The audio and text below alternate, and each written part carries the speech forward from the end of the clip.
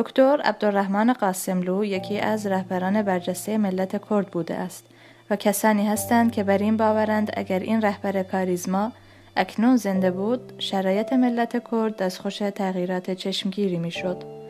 دکتر قاسملو با فکر و اندیشه توسعه طلبانه خود حزب دموکرات کردستان ایران را که در مرحله بسیار حساسی قرار داشت رهبری میکرد. جنگ سرد، دنیای دو قطبی، 8 سال جنگ میان ایران و عراق، از بین رفتن دو ایدئولوژی قرن 20 و همچنین فروپاشی رژیم سلطنتی از جمله شرایطی بودند که دکتر قاسملو در آن زمان رهبری جنبش ملی دموکراتیک ملت کرد را بر عهده داشت. دکتر قاسملو رهبری با اندیشه و عقاید ویژه بود که افکارش با شرایط وقت جامعه همخوانی داشت. از مهمترین آثار وی میتوان به کتاب کرد و کردستان و همچنین تئوری سوسیالیسم دموکراتیک اشاره کرد. زنده یاد عبدالرحمن قاسملو فرزند محمد آقا وثوق از بزرگان منطقه ارومیه در شب یلدا سال 1309 شمسی مصادف با 22 دسامبر سال 1900 میلادی چشم به جهان گشود. تحصیلات ابتدایی و متوسطه را ابتدا در شهر ارومیه و سپس در تهران به اتمام رسانید. دکتر عبدالرحمن قاسملو در خانواده سرشناس دوران نوجوانی و جوانی خود را سپری نمود.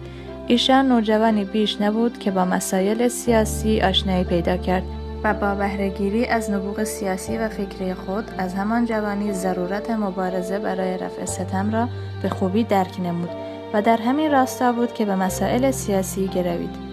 دکتر قاسملو در کتاب 40 سال مبارزه در راه آزادی صفحه 61-62 به این موضوع اشاره کرده است که هنگامی که هیئتی 30 نفره از رؤسای برخی قبایل، شیوخ و آقاها و همچنین نمایندگانی از طبقات متوسط شهرستان مهاباد به دعوت رسمی باکو به این شهر سفر کردند. وی در این کتاب افسوده است که هرچند در آن زمان من 11 سال داشتم ولی همانند بسیاری از کودکان آن دوران سیاست توجه من را به خود جلب کرد. پدرم یکی از اعضای این هیئت بود. خوب به یاد دارم زمانی که برگشت چندین گونی قند و یک اسلحه شکاری با خود آورده بود. مشخص شد که شوروی‌ها قند و تفنگ و چند شیء دیگر را به عنوان هدیه به همه اعضای هیئت داده بودند. به ویژه قند بسیار با ارزش بود چون در ایران کمیاب و گران بود. من از این کار تعجب کردم.